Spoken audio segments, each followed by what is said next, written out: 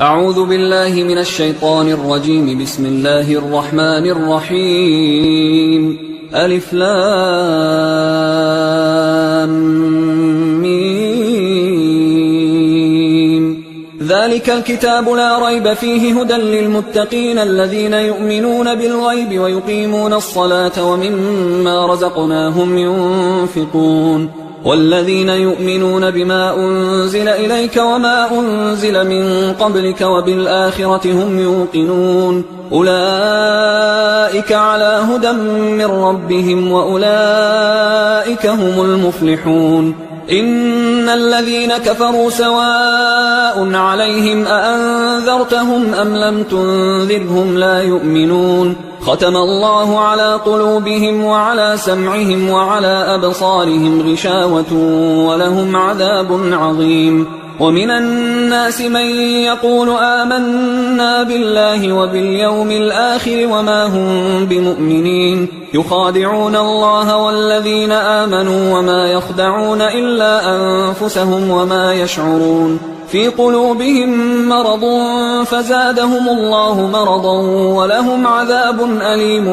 بما كانوا يكذبون. وإذا قيل لهم لا تفسدوا في الأرض قالوا إنما نحن مصلحون ألا إنهم هم المفسدون ولكن لا يشعرون. وإذا قيل لهم آمنوا كما آمن الناس قالوا أنؤمن كما آمن السفهاء ألا إنهم هم السفهاء ولكن لا يعلمون. وإذا لقوا الذين آمنوا قالوا آمنا وإذا خلوا إلى شياطينهم قالوا إنا معكم إنما نحن مستهزئون الله يستهزئ بهم ويمدهم في طغيانهم يعمهون. أولئك الذين اشتروا الضلالة بالهدى فما ربحت تجارتهم وما كانوا مهتدين. مثلهم كمثل الذي استوقد نارا فلما أضاءت ما حوله ذهب الله بنورهم وتركهم في ظلمات لا يبصرون صم بكم عمي فهم لا يرجعون. أو كصيب من السماء فيه ظلمات ورعد وبرق يجعلون أصابعهم في آذانهم من الصواعق حذر الموت والله محيط بالكافرين. يكاد البرق يخطف أبصارهم كلما أضاء لهم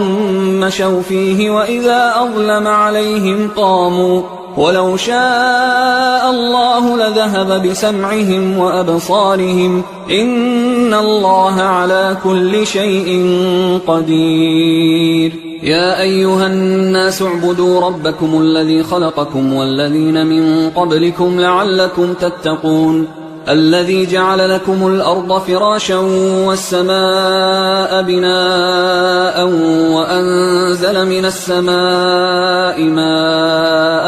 فأخرج به من الثمرات رزقا لكم فلا تجعلوا لله أندادا وأنتم تعلمون. وإن كنتم في ريب مما نزلنا على عبدنا فأتوا بسورة من مثله وادعوا شهداءكم من دون الله إن كنتم صادقين فإن لم تفعلوا ولن تفعلوا فاتقوا النار التي وقودها الناس والحجارة أعدت للكافرين. وبشر الذين آمنوا وعملوا الصالحات أن لهم جنات تجري من تحتها الأنهار كلما رزقوا منها من ثمرة رزقا قالوا هذا الذي رزقنا من قبل وأتوا به متشابها ولهم فيها أزواج مطهرة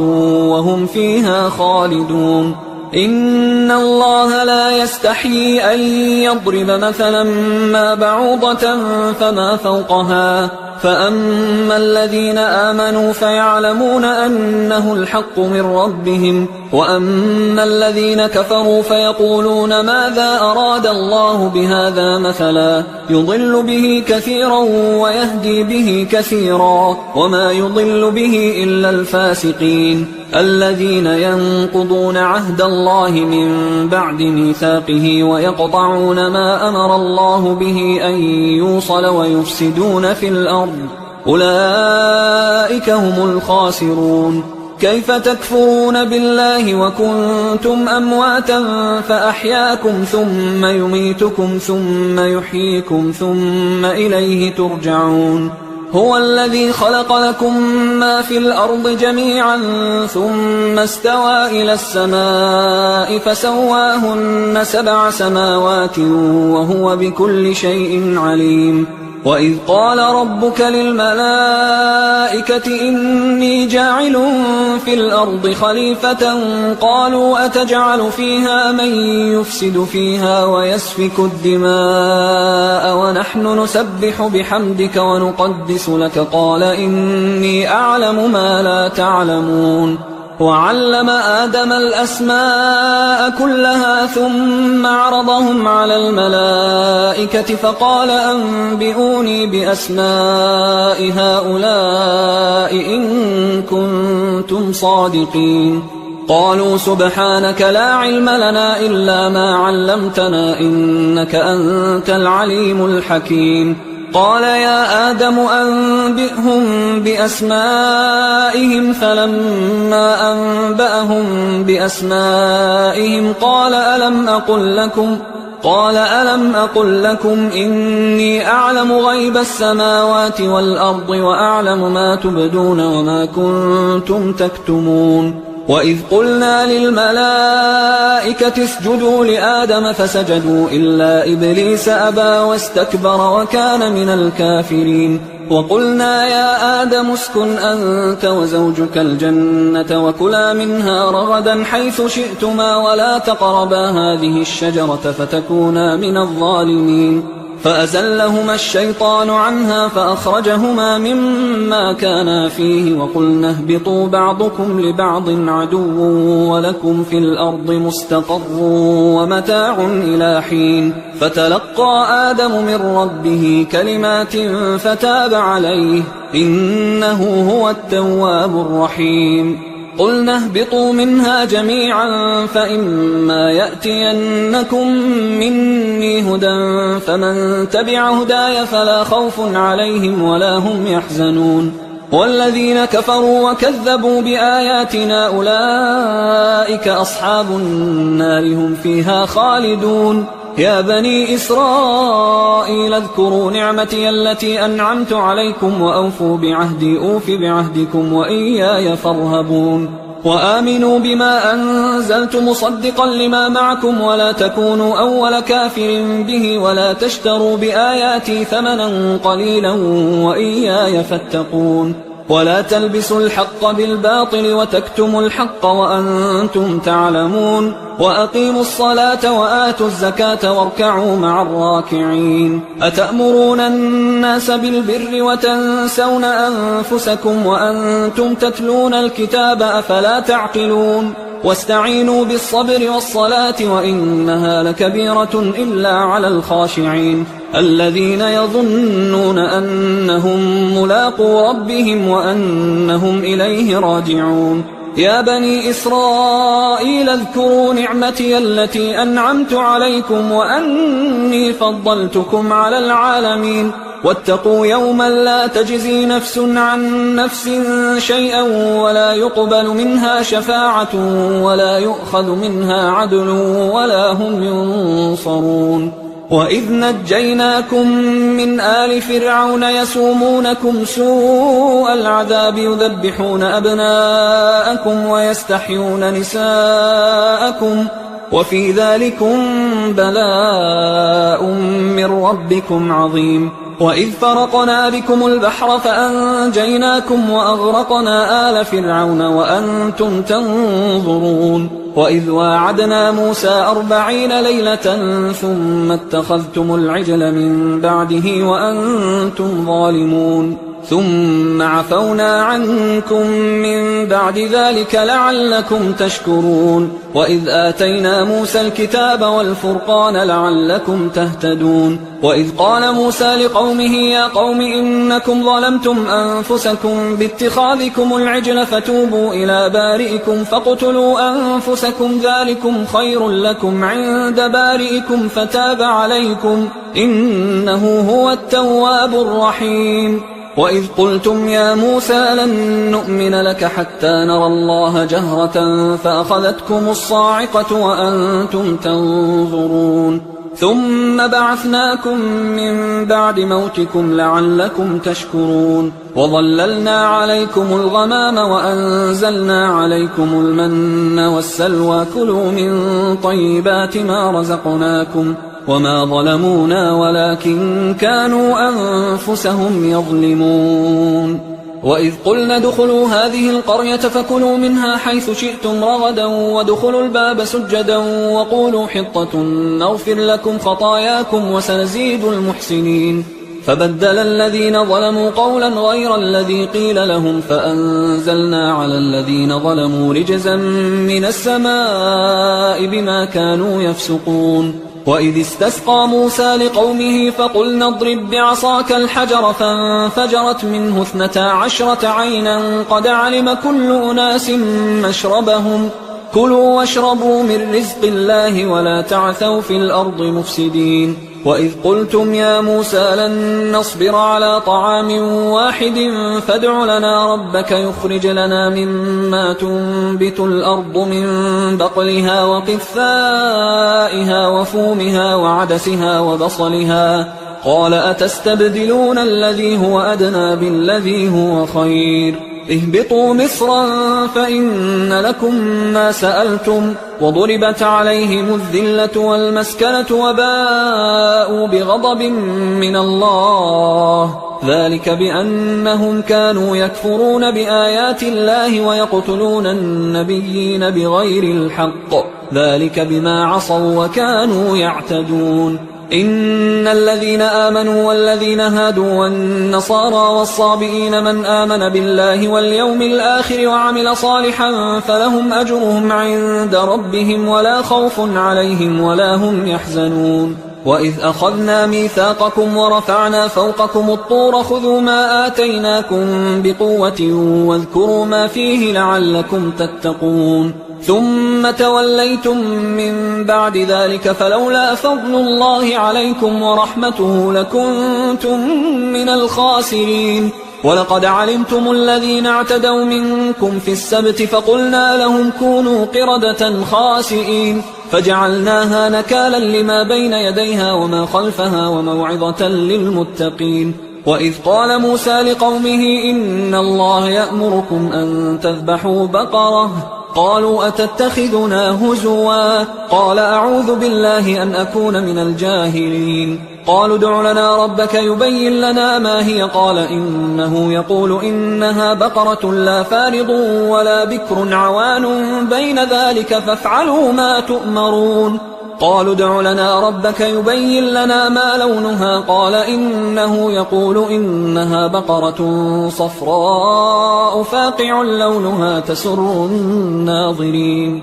قالوا ادع لنا ربك يبين لنا ما هي إن البقرة شابه علينا وإنا إن شاء الله لمهتدون قال إنه يقول إنها بقرة لا ذلول تثير الأرض ولا تسقي الحرث مسلمة لا شية فيها قالوا الآن جئت بالحق فذبحوها وما كادوا يفعلون وإذ قتلتم نفسا فادارأتم فيها والله مخرج ما كنتم تكتمون فقلنا اضربوه ببعضها كذلك يحيي الله الموتى ويريكم آياته لعلكم تعقلون ثم قست قلوبكم من بعد ذلك فهي كالحجارة أو أشد قسوة وإن من الحجارة لما يتفجر منه الأنهار وإن منها لما يشقق فيخرج منه الماء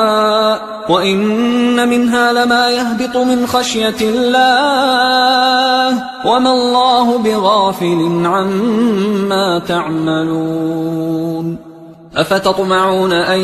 يؤمنوا لكم وقد كان فريق منهم يسمعون كلام الله ثم يحرفونه من بعد ما عقلوه وهم يعلمون وإذا لقوا الذين آمنوا قالوا آمنا وإذا خلا بعضهم إلى بعض قالوا أتحدثونهم بما فتح الله عليكم ليحاجوكم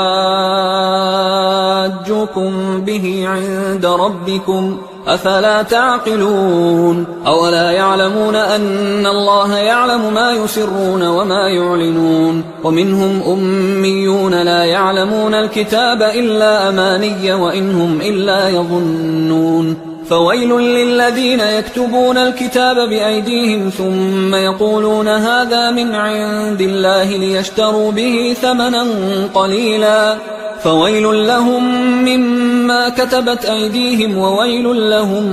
مما يكسبون وقالوا لن تمسنا النار إلا أياما معدودة قل أتخذتم عند الله عهدا فلن يخلف الله عهده أم تقولون على الله ما لا تعلمون بلى من كسب سيئة وأحاطت به خطيئته فأولئك أصحاب النار هم فيها خالدون والذين آمنوا وعملوا الصالحات أولئك أصحاب الجنة هم فيها خالدون وإذ أخذنا ميثاق بني إسرائيل لا تعبدون إلا الله وبالوالدين إحسانا وذي القربى واليتامى والمساكين وقولوا للناس حسنا وأقيموا الصلاة وآتوا الزكاة ثم توليتم إلا قليلا منكم وأنتم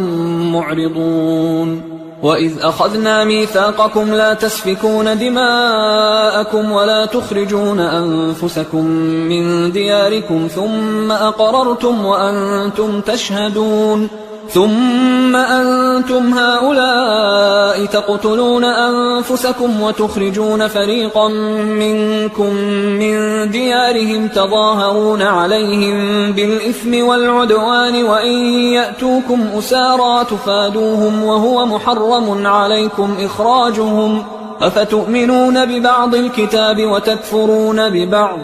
فما جزاء من يفعل ذلك منكم إلا خزي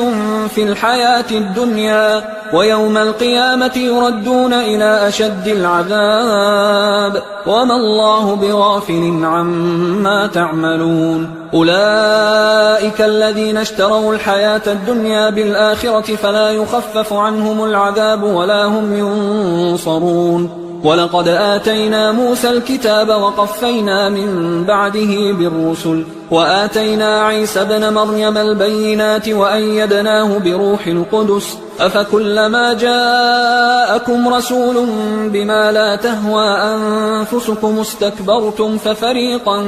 كذبتم وفريقا تقتلون وقالوا قلوبنا غلف بل لعنهم الله بكفرهم فقليلا ما يؤمنون ولما جاءهم كتاب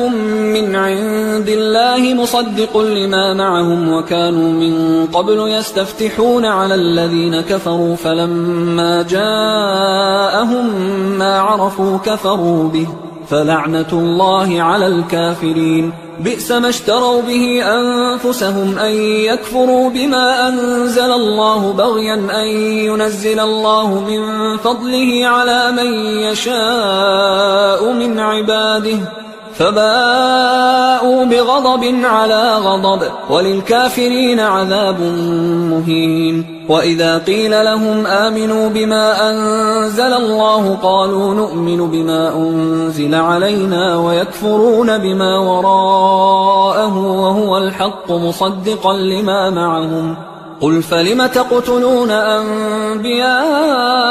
الله من قبل إن كنتم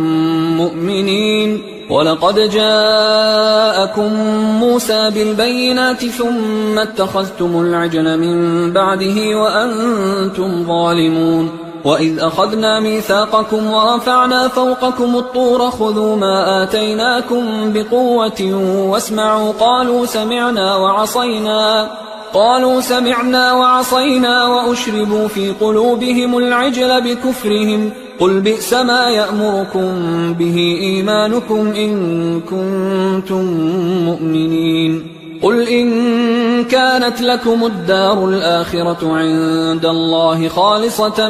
من دون الناس فتمنوا الموت إن كنتم صادقين ولن يتمنوه أبدا بما قدمت أيديهم والله عليم بالظالمين ولتجدنهم أحرص الناس على حياة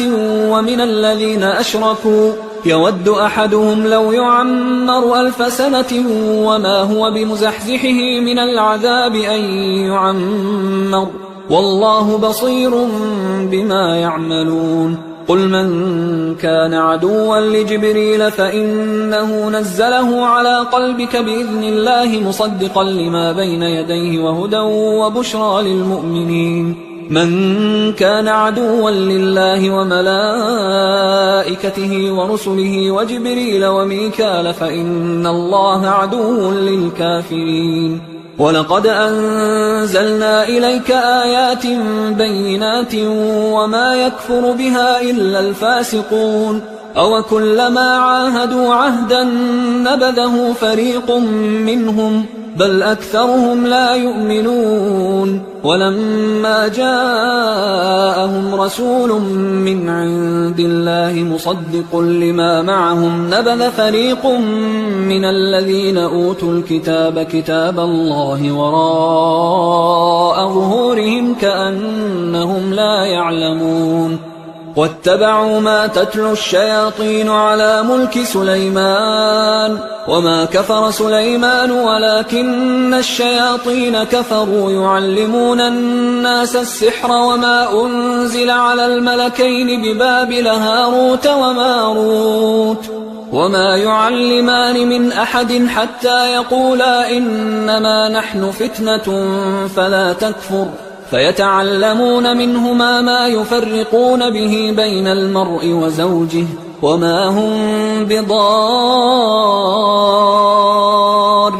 به من أحد إلا بإذن الله ويتعلمون ما يضرهم ولا ينفعهم ولقد علموا لمن اشتراه ما له في الآخرة من خلاق ولبئس ما شروا به أنفسهم لو كانوا يعلمون ولو أنهم آمنوا واتقوا لمثوبة من عند الله خير لو كانوا يعلمون يا أيها الذين آمنوا لا تقولوا راعنا وقولوا انظرنا واسمعوا وللكافرين عذاب أليم ما يود الذين كفروا من أهل الكتاب ولا المشركين أن ينزل عليكم من خير من ربكم والله يختص برحمته من يشاء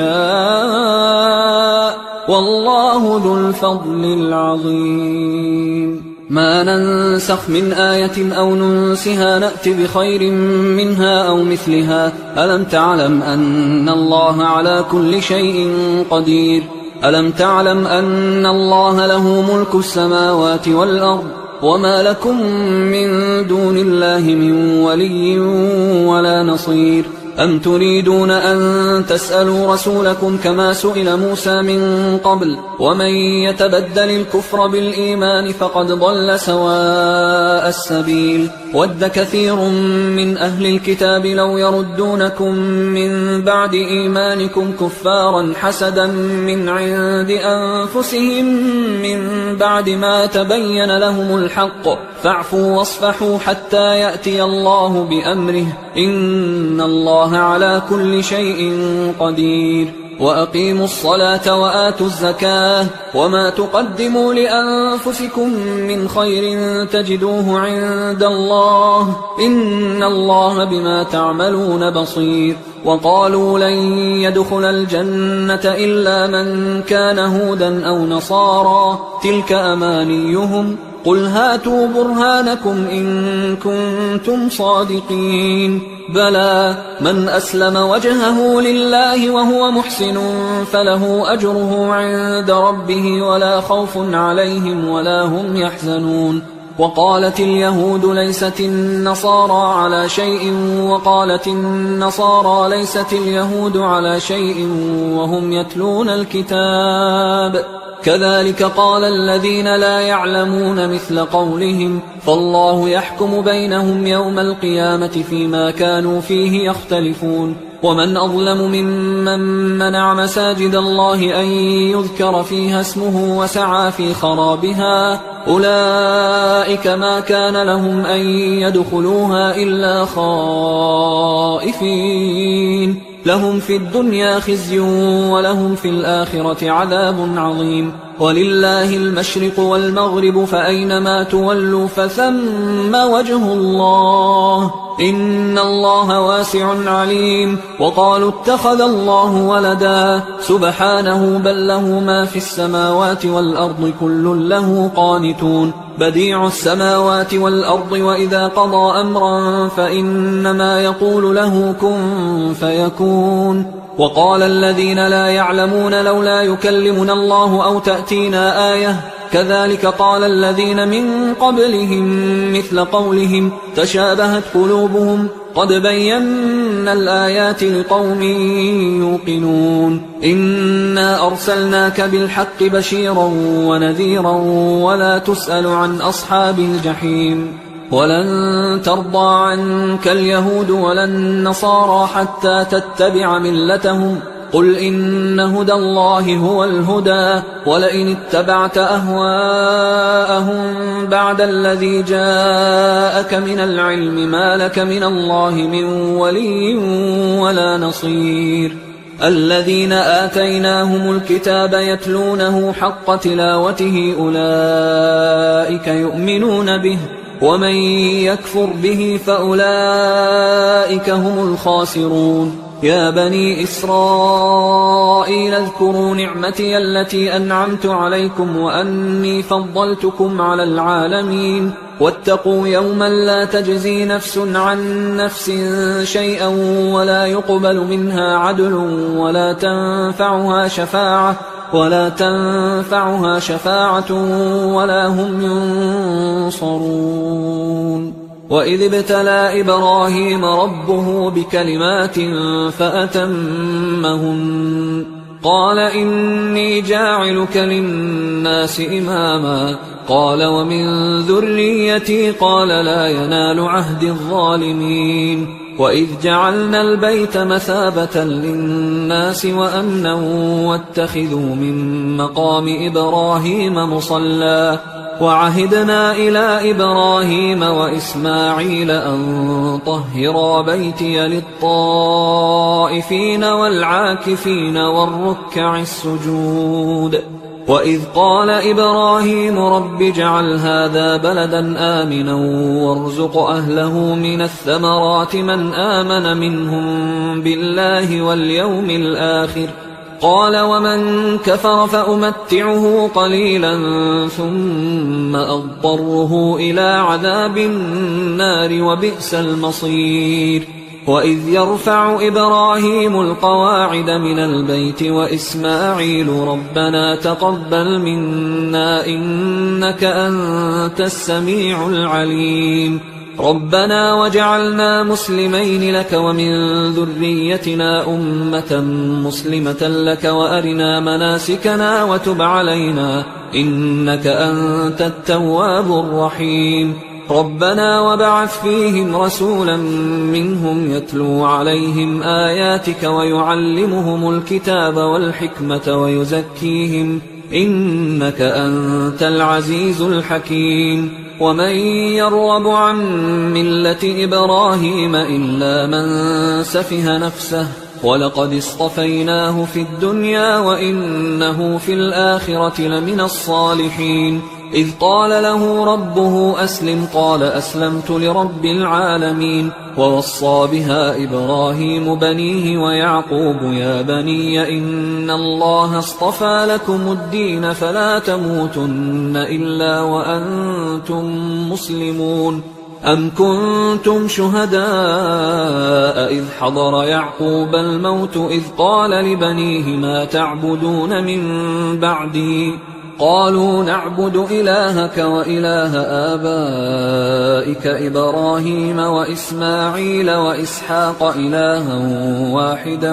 ونحن له مسلمون. تلك أمة قد خلت لها ما كسبت ولكم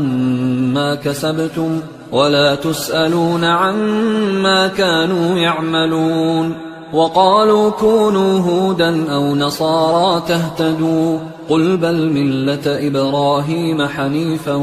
وما كان من المشركين. قولوا آمنا بالله وما أنزل إلينا وما أنزل إلى إبراهيم وإسماعيل وإسحاق ويعقوب والأسباط وما أوتي موسى وعيسى وما أوتي النبيون من ربهم لا نفرق بين أحد منهم ونحن له مسلمون. فإن آمنوا بمثل ما آمنتم به فقد اهتدوا وإن تولوا فإنما هم في شقاق فسيكفيكهم الله وهو السميع العليم. صبغة الله ومن أحسن من الله صبغة ونحن له عابدون. قل أتحاجوننا في الله وهو ربنا وربكم ولنا أعمالنا ولكم أعمالكم ونحن له مخلصون. أم تقولون إن إبراهيم وإسماعيل وإسحاق ويعقوب والأسباط كانوا هودا أو نصارى قل أأنتم أعلم أم الله ومن أظلم ممن كتم شهادة عنده من الله وما الله بغافل عما تعملون. تلك أمة قد خلت لها ما كسبت ولكم ما كسبتم ولا تسألون عما كانوا يعملون. سيقول السفهاء من الناس ما ولاهم عن قبلتهم التي كانوا عليها قل لله المشرق والمغرب يهدي من يشاء إلى صراط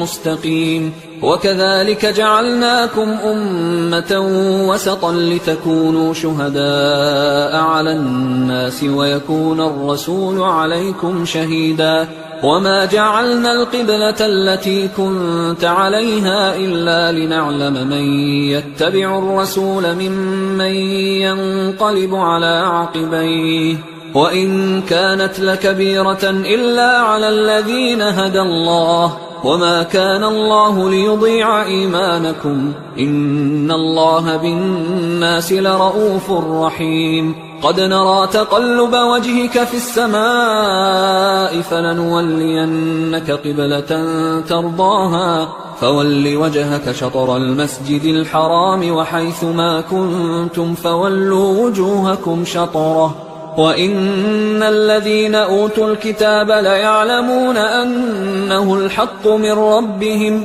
وما الله بغافل عما يعملون. ولئن أتيت الذين أوتوا الكتاب بكل آية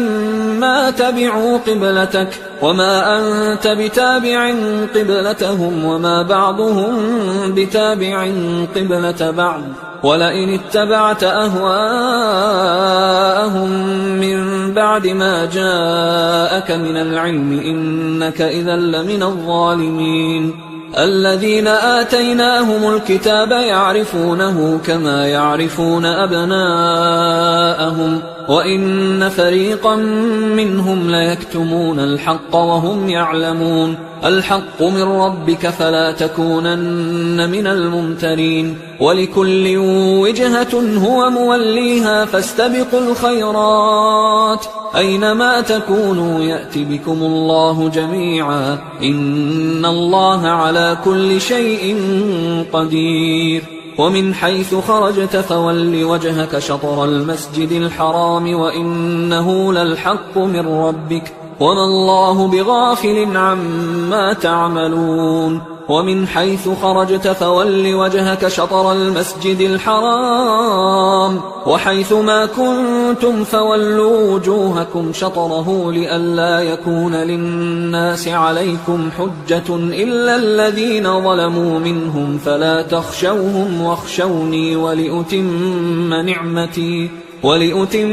نعمتي عليكم ولعلكم تهتدون كما أرسلنا فيكم رسولا منكم يتلو عليكم آياتنا ويزكيكم ويعلمكم الكتاب والحكمة